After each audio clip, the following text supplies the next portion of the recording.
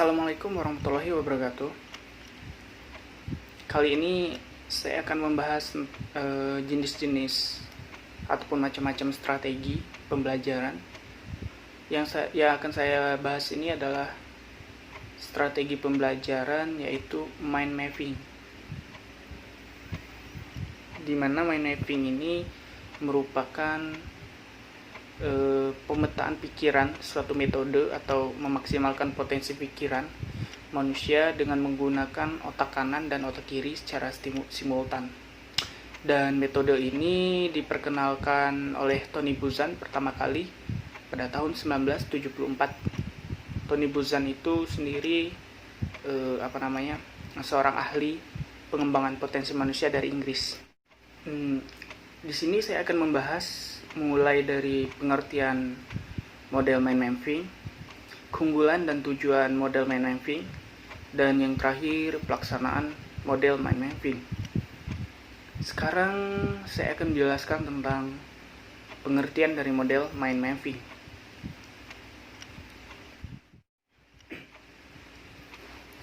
Mind mapping diartikan sebagai proses memetakan pikiran untuk menghubungkan konsep permasalahan tertentu dari cabang sel saraf, membentuk kolerasi konsep menuju suatu pemahaman, dan hasilnya dituangkan langsung di atas kertas dengan animasi yang disukai, mudah dimengerti oleh pembuatnya, sehingga tulisan yang dihasilkan merupakan gambaran langsung cara kerja koneksi di dalam otak.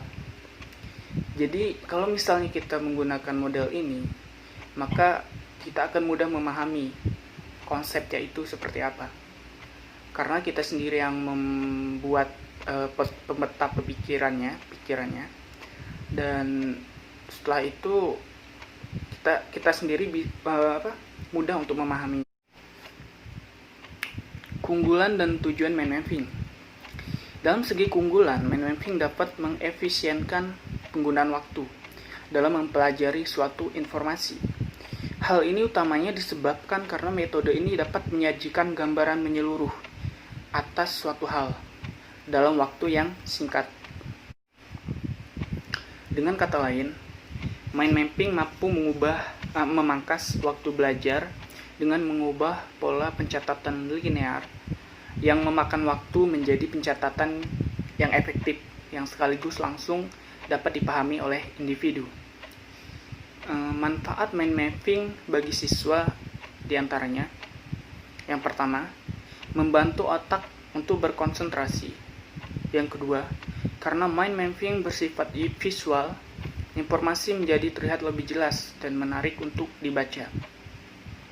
Yang ketiga, esensi materi terlihat lebih jelas. Yang keempat, keterkaitan antara satu ide dengan ide lain menjadi mudah dilihat. Yang kelima, meningkatkan kemampuan memori otak. Yang keenam, belajar dengan cara yang menyenangkan dan kreatif. Mind mapping sangat bermanfaat untuk memahami materi, terutama materi yang diberikan secara verbal. Mind mapping bertujuan untuk membuat materi pelajaran terpola secara visual dan grafis yang hanya dapat membantu merekam, memperkuat, dan mengingat kembali informasi yang telah dipelajari. Jadi artinya apabila siswa mempelajari tentang suatu materi, terus kita dalam mempelajari materi itu menggunakan model mind mapping, maka siswa akan mudah untuk mengingat dan informasi yang telah dipelajarinya. Kali ini materinya yaitu tentang Pancasila sebagai dasar negara, ideologi dan pandangan hidup bangsa Indonesia. Dalam mempelajari materi Pancasila sebagai ideologi negara, model ini sangat membantu dan pastinya akan memudahkan siswa untuk memahami materi, dan juga karena keunggulannya dapat mengefisienkan penggunaan waktu. Dan model ini menghubungkan konsep permasalahan tertentu dari membentuk kolerasi konsep menuju suatu pemahaman, dan hasilnya dituangkan langsung di atas kertas dengan animasi yang disukai dan mudah dimengerti oleh pembuatnya. Dalam mempelajari materi Pancasila sebagai ideologi negara dengan model ini, mungkin akan sangat membantu karena ini mudah untuk diingat dan apalagi materinya yaitu Pancasila sebagai ideologi negara,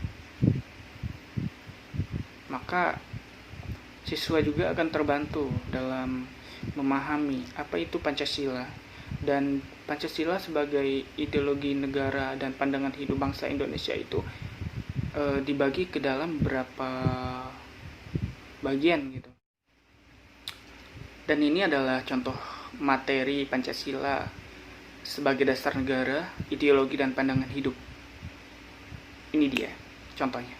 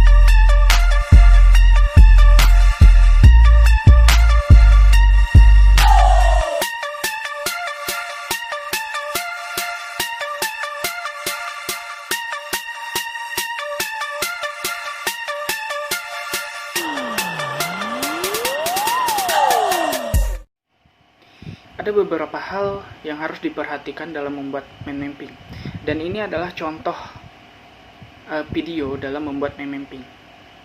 Ini contohnya.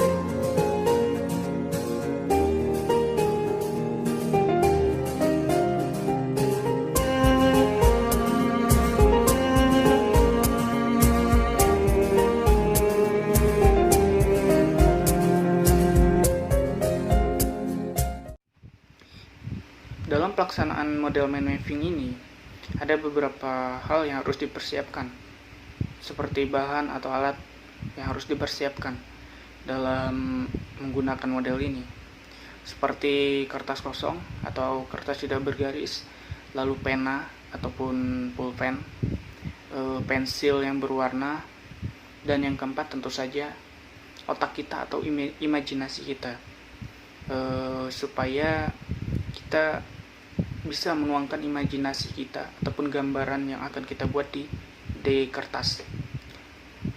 Seperti ini contohnya.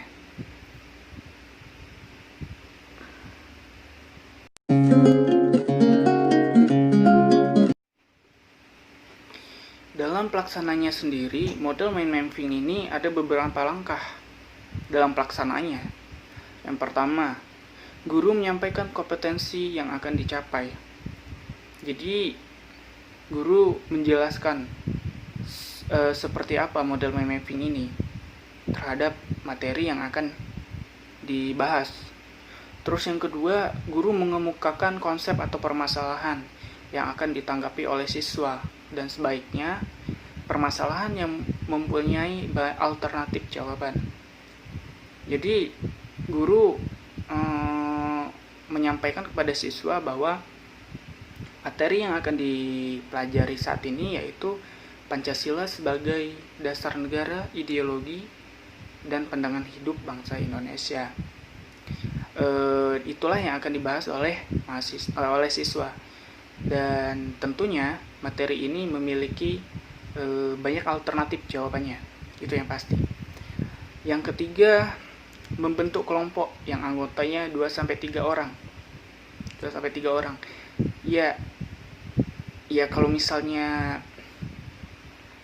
di dalam kelasnya banyak siswa, ya mungkin lebih dari 2-3 orang dalam satu kelompok. Tapi kalau misalnya di dalam kelas ya terdapat sedikit siswa, ya mungkin 2-3 orang dalam satu kelompok. Dan itu pun dibentuk oleh gurunya. Terus yang keempat, tiap kelompok menginventarisasikan atau mencatat alternatif jawaban hasil diskusi. Ya ketika mereka sudah mempelajari materi dengan menggunakan mind mapping ini, lalu mereka akan mencari jawabannya. Dari sekian banyak jawaban, mereka harus menentukan alternatif dari jawaban tersebut. Yang kelima, tiap kelompok diacak untuk membacakan hasil diskusinya, dan guru mencatat di papan dan mengelompokkan sesuai kebutuhan guru. Ya, setelah dipelajari materinya lalu dibuat mind mapping, maka mereka disuruh untuk mempresentasikan ke depan hasil dari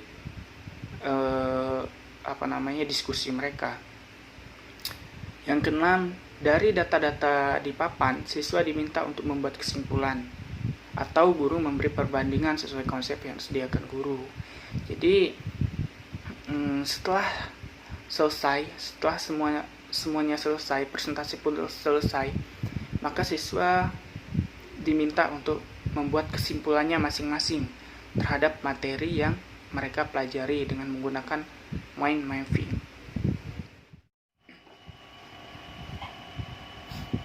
Dalam pembagian materi Pancasila sebagai dasar negara, ideologi, dan pandangan hidup bangsa Indonesia, ini pembagian materinya dibagi dalam 4 materi, yang berarti kalau misalnya kelompok itu dibagi dalam 4 kelompok ya, karena pembagian materi ini dibagi dalam 4 materi. Yang pertama yaitu Pancasila sebagai dasar negara Indonesia dan sistem filsafat bangsa. Yang kedua, Pancasila sebagai ideologi dan pandangan hidup bangsa. Yang ketiga, hubungan sila Pancasila dengan kehidupan berbangsa dan bernegara di Indonesia. Yang keempat, konsep nilai, norma, dan moral. Demikian video yang saya buat. Apabila ada kesalahan ataupun kekurangan dalam video ini, saya mohon maaf. Ataupun mungkin video ini tidak sesuai apa yang diharapkan, saya mohon maaf karena keterbatasan dan juga situasi yang kita alami saat ini. Dan apabila video ini kurang apa yang diharapkan, seperti apa yang diharapkan, saya mohon maaf. Saya akhiri, wabillahi taufiq wal hidayah. Wassalamualaikum warahmatullahi wabarakatuh.